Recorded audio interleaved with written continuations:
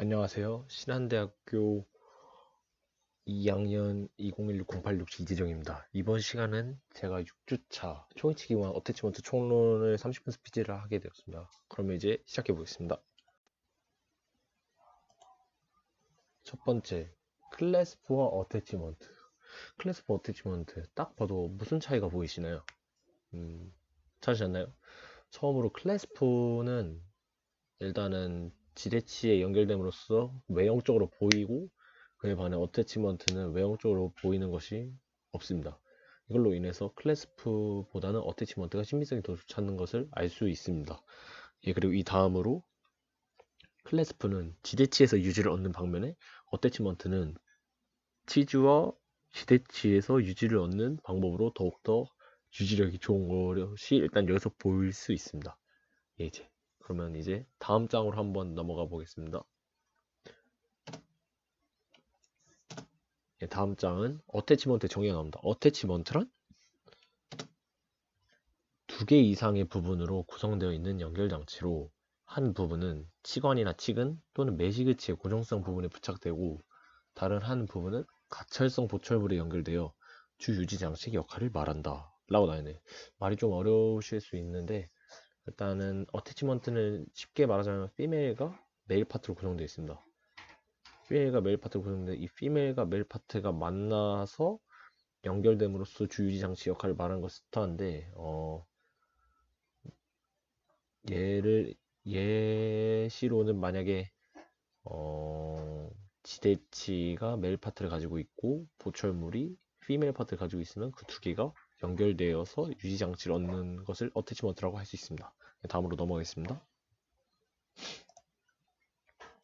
다음은 클래스프나 어태치먼트를 이용했을 경우입니다. 왼쪽 클래스프와 오른쪽 어태치먼트를 나타내는데 왼쪽 클래스프가 달려있는 지대치는 표정이 매우 안 좋고 뚱해 보이죠? 그에 반해 오른쪽에 사진에 있는 어태치먼트의 지대치는 매우 표정이 기뻐 보이는, 웃고 있는 표정을 짓고 있습니다.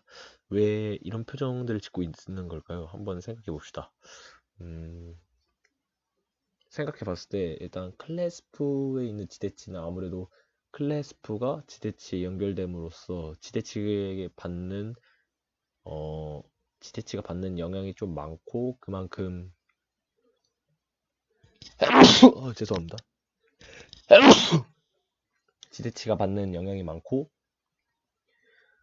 그만큼 착탈시 착탈시 지대치가 받는 영향이 크므로 표정이 좀 뚱하고 우울한 것으로 보인다. 그에 반해 두 번째 어태치먼트는 피메일과 메일 파트로 이루어졌기 때문에 어태치먼트 지대치에 가하는 영향은 별로 없고 그리고 대부분 교합 압을 받고 유지를 정하는 것은 치근과 치주기 때문에 옆에 있는 지대치는 별로 영향을 받지 않는 것 같습니다.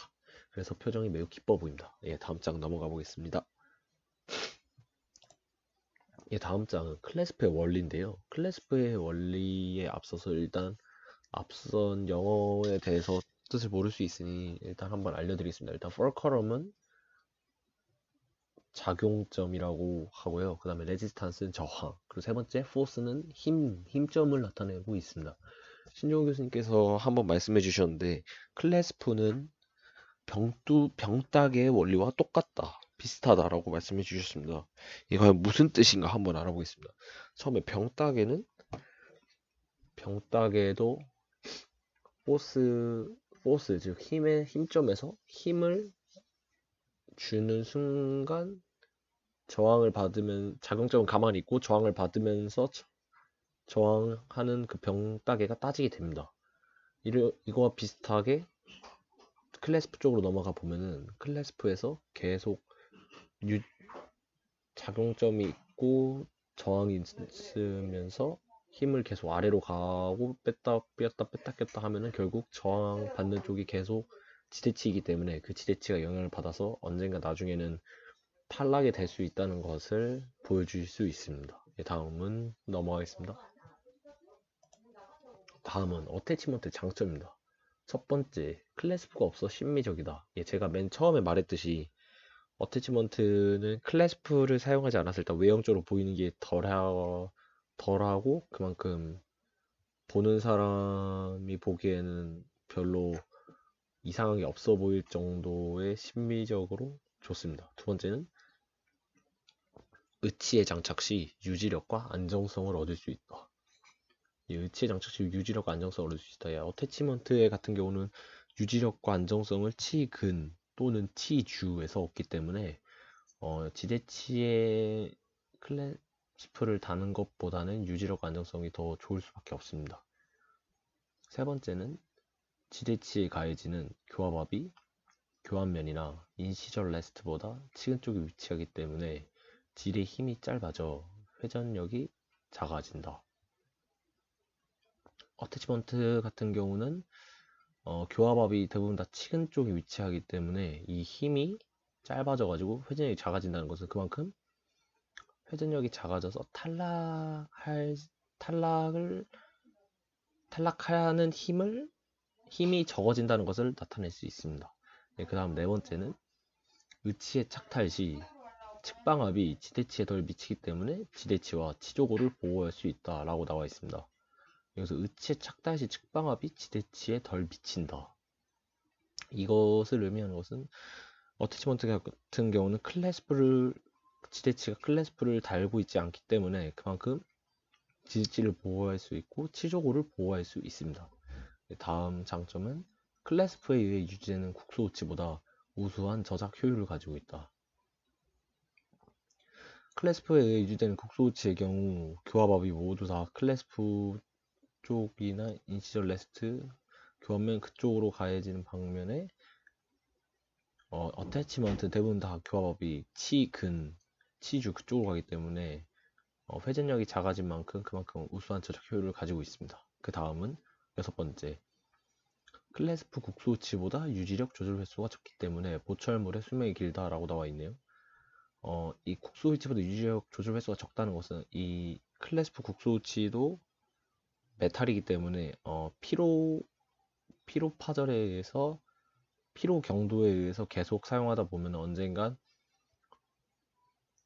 벌어지고 그 벌어진 것을 수리하다 보면은 파절되기 마련입니다. 그에 반해 어태치먼트에 수리하는 방법은 뒤에서 나오겠지만 피밀 파트와 메일 파트가 나눠져 있습니다. 어태치먼트의 수리 방법 같은 경우는 일단은 만약에 대부분 메일 파트는 메탈이라 그대로 있지만 피밀 파트가 플라스틱을 많이 사용하기 때문에 대부분 많이 늘어지고 그런 경우가 많습니다. 그럴 때는 그냥 그 피메일 파트를 좀 더 조여주거나 아니면은 다른 것을 함으로써 할 수 있습니다. 예, 이제 다음으로 넘어가 보겠습니다. 다음은 어태치먼트 단점입니다. 어태치먼트의 단점 첫 번째는 제작 과정에 비용이 많이 들기 때문에 경제적인 부담이 크다.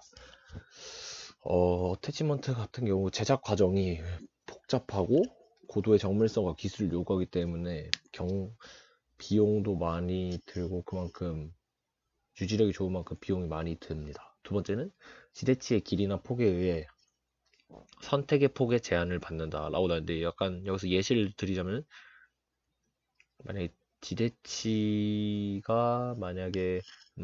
지대치의 치근이 너무 얇거나 힘이 없으면은 어태치먼트 지대치로 사용할 수 없기 때문에 그때는 어쩔 수 없이 클래스프를 걸어가지고 유지력 얻을 수밖에 없는 것을 예시로 들 수 있을 것 같습니다. 다음 세 번째는 제작 과정에서 고도의 정밀성과 기술이 요구된다. 이 어태치먼트 또한 하이 테크닉을 요구하는 보철물이기 때문에 그 뒤에 슬라이드에 보시면 나오겠지만 새로운 기계와 기구 그리고 도구들 좀 많이 사용해가지고 많은 기술과 정밀성이 요구된다. 네 번째, 기공 과정이 복잡하다. 그만큼 사용하는 도구가 많은 만큼 기공 과정 또한 복잡하고 어렵고 약간 긴 게 단점입니다. 다음으로 넘어가겠습니다.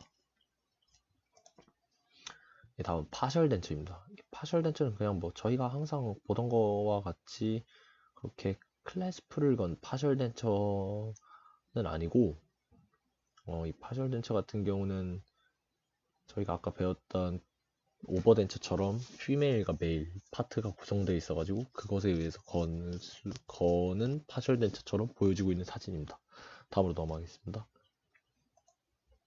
다음 오버덴처. 이제 저희가 배우고 있는 피게으치 5분 전 12시라고 라고 배운 오버덴처입니다. 예, 오버덴처 왼쪽 사진을 보시면은 왼쪽 사진에는 왼쪽 사진에는 보철물 두 개가 볼록 튀어나온 게 보이시나요? 저게 바로 메일 파트와 피메일 파트 중에서 메일 파트를 담당하고 있는 것입니다. 그리고 두 번째 사진에 보시면 보철물이 보이시나요? 으치가 보이지만 피메일 파트는 보이지 않는 게 피메일 파트는 으치 아래쪽 바닥에 형성되어 있기 때문에 피메일 파트와 메일 파트가 만나듯이 저것도 피메일 파트가 아래 형성되어 있어서 안 보이는 것을 볼 수 있습니다. 다음 넘어가겠습니다. 예, 다음은 픽스드 브릿지 월크인데요. 픽스드 브릿지 월크 같은 경우는 일단은 위에 사진을 보면은 잘 모를 수도 있는데 밑에 사진을 보시면은 밑에 사진에 브릿지가 하나 넣어져 있고 그 옆에 이제 메일과 피메일 파트를 사용한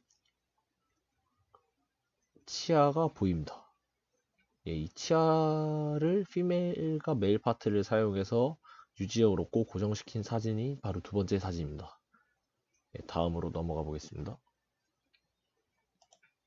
두 번째는 임플란트 오버덴처입니다. 임플란트 오버덴처이기 전에 일단 저희가 생각해야 될 게 임플란트는 어떻게 만들어지는가.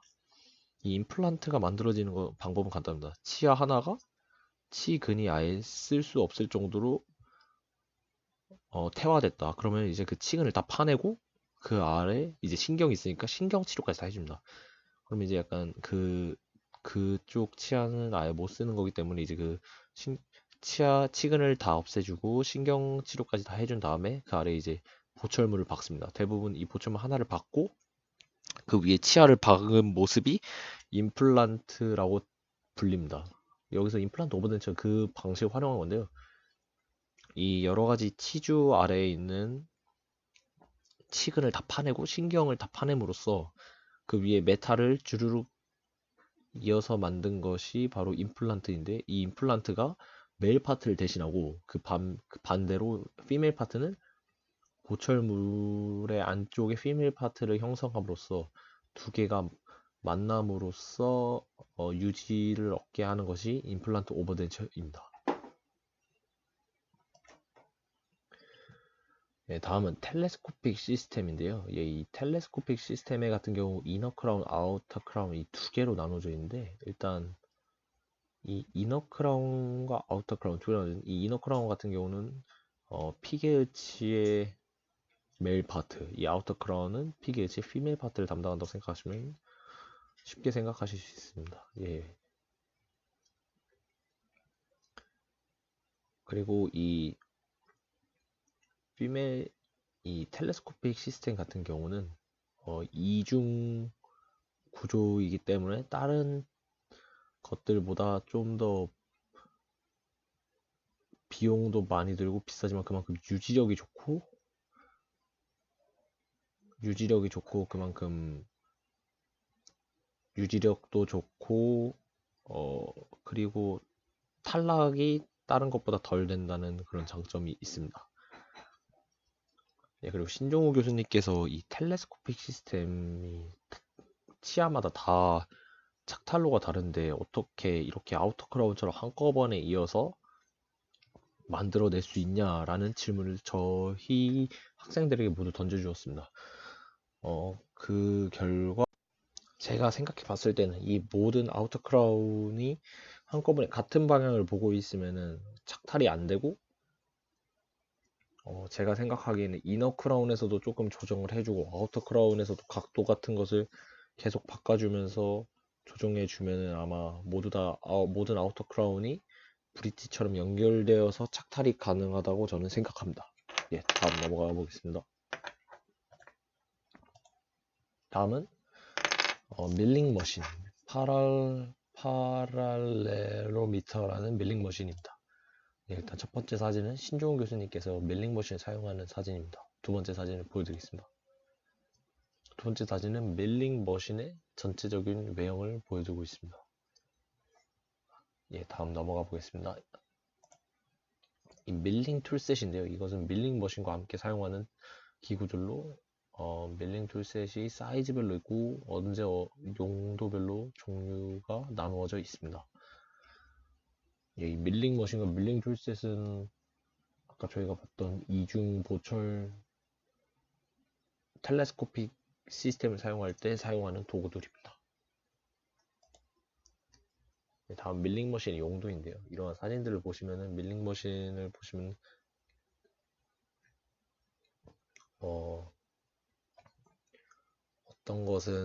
어떤 사진은 첫 번째 사진 제가 보기에는 마진 또는 언더컷 쪽에 뭔가 손을 봐주고 있는 모습 같고요. 그리고 가운데 있는 사진 같은 경우는 그 밀링 머신을 잡아주고 그 옆에 피메일 파트가 있고 그 위에 이제 왁스업을 해주는 모습을 같습니다. 나머지 사진들은 완성이 되고 왼쪽 아래 사진은 완성된 모습 같고요. 그리고 오른쪽 아래 사진은 아마 다 껴보고 첫 번째 이너 크라운을 먼저 다 껴본 모습인 것 같습니다. 다음으로 넘어가 보겠습니다. 다음은 가차활성 보철물에 이용되는 어태치먼트의 분류입니다. 첫 번째 가차활성 보철물의 분류 처음으로 두 가지로 나누는데 첫 번째는 국소 위치, 그 다음은 총위치 이렇게 두 개로 나누어집니다. 먼저 일단 저희가 배우고 있는 총위치 먼저 설명드리겠습니다. 총위치는 그 아래로 이제 피게위치 아래로는 스터드, 자성 어태치먼트, 바 어태치먼트 이렇게 두 개로 나눠져 있고요. 그 다음에 국소 위치 쪽에서는 치관 내 어태치먼트, 치관 외 어태치먼트 이렇게 두 개로 나눠져 있습니다. 그리고 또 하나는 오버레이 국소 위치가 있고 그것이 다시 피게 위치로 가는 방향도 있습니다. 예, 이 자세한 치관 내 어태치먼트와 치관 외 어태치먼트, 스터드, 자성 어태치먼트, 바 어태치먼트는 뒤에 설명이 있으므로 뒤에서 이어서 설명하도록 하겠습니다. 이제 여기서 모양과 부착 위치에 따른 분류를 한번 보겠습니다. 첫 번째는 인트라 코로날 어태치먼트, 두 번째는 엑스트라 코로날 어태치먼트, 세 번째는 스터드 어태치먼트, 네 번째는 마그네틱 어태치먼트, 다섯 번째는 바 어태치먼트, 여섯 번째는 옥실리얼리 어태치먼트가 있습니다. 첫 번째 인트라 코로나 어태치먼트부터 설명하겠습니다. 인트라 코로나 어태치먼트란 치관 내에서 어태치먼트를 얻는 것을 뜻합니다. 이것의 장점은 치주적인 면에서는 유리하나 치관 내에 섰기 때문에 치질의 삭제량이 많은 단점이 있습니다. 이런 사진을 보시면 지금 치관 내에 피메일 파트가 형성되어 있는 것이 보이시나요? 예. 다음으로 넘어가 보겠습니다. 네, 다음 사진은 완성된 피메일 파트와 메일 파트를 보여주시는 건데요. 피메일 파트가 가리키는 것이 확실히 피메일 파트 같아 보이시나요? 예, 저것은 피메일 파트고 오른쪽에 메일 파트가 보입니다. 저거 두 개를 연결함으로써 유지를 얻는 것이 인트라 코로나 어태치먼트입니다. 예, 다음 사진 넘어가겠습니다. 다음에 엑스트라 코로나 어태치먼트. 이건 치관 외에서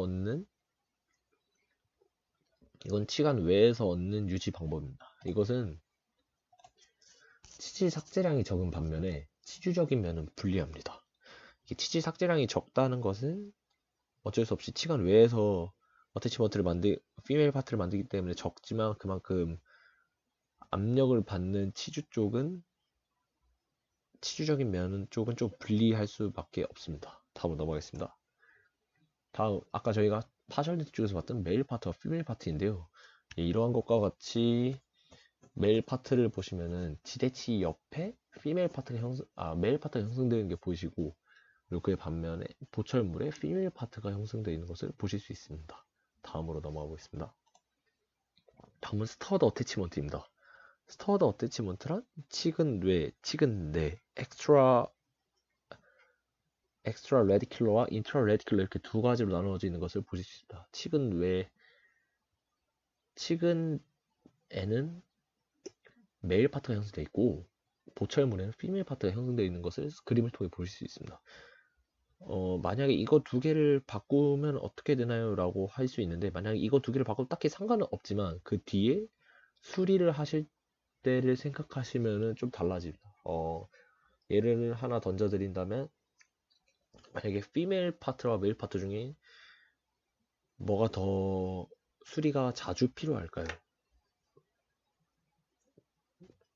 메일 파트는 메탈이고 피메일 파트는 어, 플라스틱이기 때문에 아무래도 플라스틱 쪽이 좀 더 많이 수리가 필요하겠죠. 예, 그래가지고 만약에 이 피메일 파트가 보철물이 있으면 보철물만 빼가지고 거기서 수리를 하면 편리한데, 이게 만약에 치근 쪽에 있다. 치근 쪽에 있으면 환자의 입을 벌리고 거기서 수리를 해야 하기 때문에 매우 불편한 상황이 발생할 수 있습니다. 그래서 대부분은 피메일 파트가 보철물에, 메일 파트가 치근 쪽에 위치하는 것이 맞습니다. 다음 넘어가겠습니다. 예, 이 사진처럼 이 빨간색 뚜껑이 바로 피메일 파트, 이 아래 보철물이 메일 파트인 것을 확인할 수 있습니다.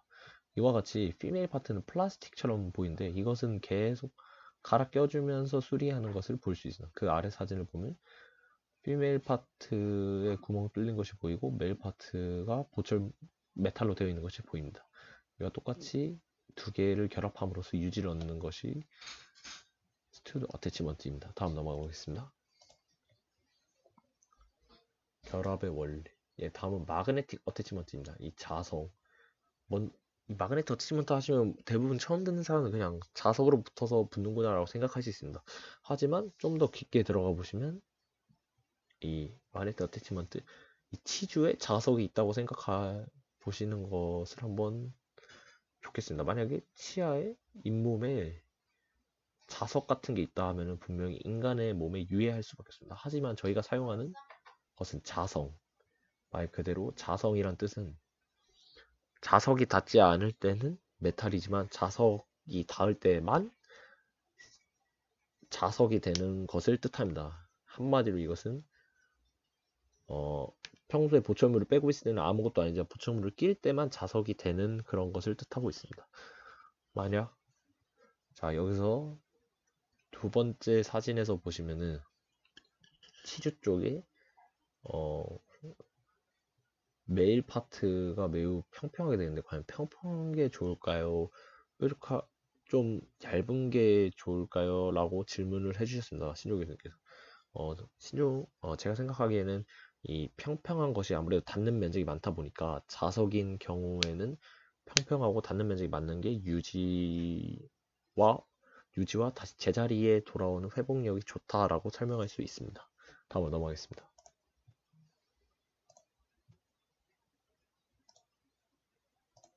다음은 바 어태치먼트입니다. 바 어태치먼트 같은 경우 치근과 치근, 치간과 치간, 바를 연결한다고 나와 있는데요. 그림 같이 보시면은 연결되어 있죠. 이렇게 해서 이 연결을 해줌으로써 여기서 픽스드 파트가 있고 리무버블 파트가 있는데, 픽스 파트 같은 경우 치주에서 고정적으로 계속 고정되어 있는 상태를 의미합니다. 이 픽스드 파트 같은 경우는 바와 리무버블 파트에 라이더라는 부분이 있습니다. 그 두 부분이 결합함으로써 유지를 얻고, 한 번 유지를 얻고 그 옆에 있는 피메일 파트와 메일 파트가 한 번 더 만나면서 두 번의 유지를 얻으면서 좀 더 유지력이 좀 더 좋아질 수가 있습니다. 하지만 이 같은 경우는 아무래도 지대치가 무엇이냐에 따라 사용할 수 있고 없고가 나누어집니다. 다음 억실러리 어태치먼트, 보조 어태치먼트를 나타내는 핀 스크류가 있고 캡 스크류가 있습니다. 잘 보시면은 핀 스크류는 뭔가 구멍이 나 있고 이거를 뭔가 돌려서 사용할 것 같이 생겼고, 이 캡 스크류는 캡을 씌워서 그것을 돌려서 사용하는 것처럼 볼 수 있습니다. 한번 넘어가 보겠습니다. 다음 사진 첫 번째는 보시면 핀 스크류는 근심 설측면에 형성한 것을 볼 수 있습니다. 여기 근심 설측면에 형성해 가지고 근심 설측면에 형성해서 끼운 다음에 핀을 넣어서 조여주는 형식으로 사용할 수 있고, 두 번째 사진을 보시면 핀 스크류와 캡 스크류 어태치먼트를 이용한 보철물이라고 나와 있습니다. 이것 또한 마찬가지로 돌려서 조절해주고 조여주고 풀어주고 그것을 사용한 보철물입니다. 다음은 제작 과정과 제품의 정밀도에 따른 분류입니다. 첫 번째는 프리시즌 타입, 두 번째 세미 프리시즌 타입이 있는데요. 다음으로 넘어가고 있습니다. 프리시즌 타입이란 귀금속이기 때문에 가격이 비싼 반면 정밀도는 우수하다.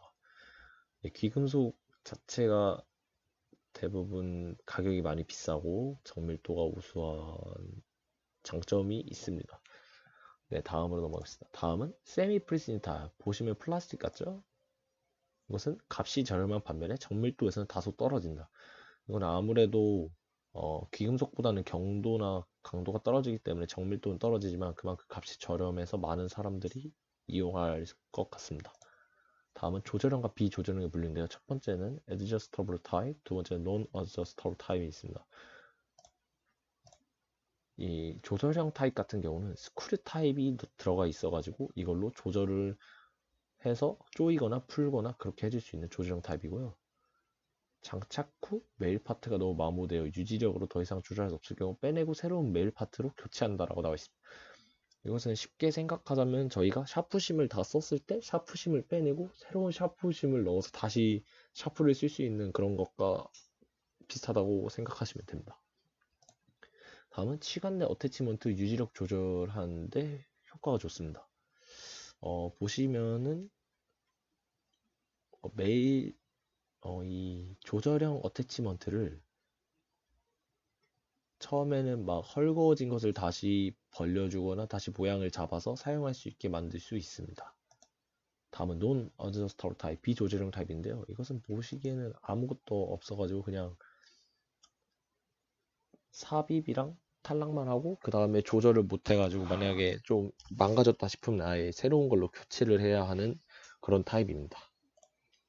두 번째는 어태치먼트 기능에 따라 다른데요. 리지드 타입과 리실리언트 타입 두 가지로 나누어집니다.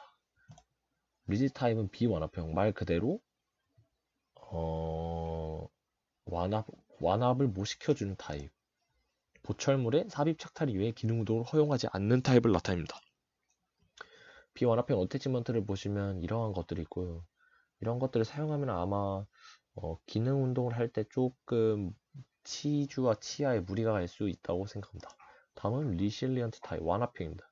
완합형에 보시면 이 오토바이 뒤에 보면은 스프링 같은 것이 달려있는데 이것이 바로 압력을 느껴지는 흔들림을 줄여주는 그런 효과를 나타낼 수 있습니다. 이런 것과 같이 이 리실리언트 타입은 의치상의 기능 운동이 허용되는 타입입니다. 보시면은 이러한 종류가 있는데 아마 이 안에 스프링 같은 것이 달려 있어 가지고 기능 운동이 매우 향상시켜주는 역할을 해주는 걸로 알고 있습니다. 지금까지 30분 스피치를 했습니다. 그럼 30분 스피치를 하면서 느낀 것은 제가 아직 모르는 것도 많고 새로운 것을 배우면서 또 그것에 대해 공부해야 된다는 것을 깨달았고 오늘 30분 스피치를 하면서 모르는 것을 좀 더 찾아보고 만약에 못 찾으면은 교수님께 질문하는 시간을 갖도록 하겠습니다. 지금까지 들어주셔서 감사합니다. 2016-0867 2학년 이재정이었습니다. 감사합니다.